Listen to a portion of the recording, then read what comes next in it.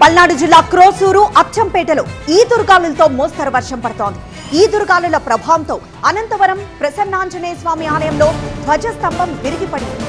విప్పర్ల అచ్చంపేటలో పలుచోట్ల విద్యుత్ స్తంభాలు నేలకొరిగాయి. అధికారులు కరెంటు సరఫరా నిలిపివేశారు.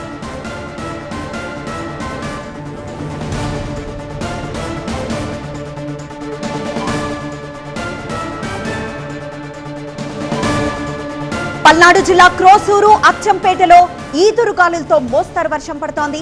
ఈదురుగాలుల ప్రభావంతో అనంతవరం ప్రసన్నాంజనేయ స్వామి ఆలయంలో ధ్వజస్తంభం ఎలా విరిగిపోయిందో ప్రస్తుతం టీవీ9 స్క్రీన్ మీద చూస్తున్నాం.